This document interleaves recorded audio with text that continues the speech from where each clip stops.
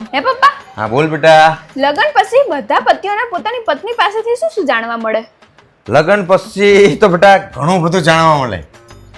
મને લગ્ન પછી ખબર પડી તાર મમ્મી જોડેથી કે મારી મમ્મીને હું જેટલી હારી ગણું હું ને એટલી હારી નહીં.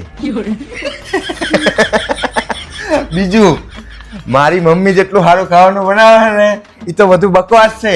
તાર મમ્મી જે સારું ખાવાનું બનાવે ને એ જ સારું છે. પછી ખબર પડી કે મારા બધા કુટુંબી રહ્યા ને એકે હારા નહીં, બધા એના ઘરના રહ્યા ને એ જ હારા છે. મારા ભાઈબંધો બધા ખરાબ છે, એની બેન પણ બધી હારી છે. પછી બધા પુરુષોને એ વાત તો ફરજિયાત ખબર પડતી હશે, જાણવા મળે એની પત્ની જોડે કે અમને નાતાય નહીં આવડતું. બોલ જો શરીર આવડું જ છે, 5 મિનિટમાં નહીં જ રહ્યા વાળા. એવું તો શું કરવાનું હોય નાવામાં? કઈ પૃથ્વીનું સંશોધન નહીં કરવાનું, કઈ મોટું વૈજ્ઞાનિકની જેમ. તારી મમ્મી જોડે મને એટલો જાણવા મળ્યો ને કે ના પૂછો વાત.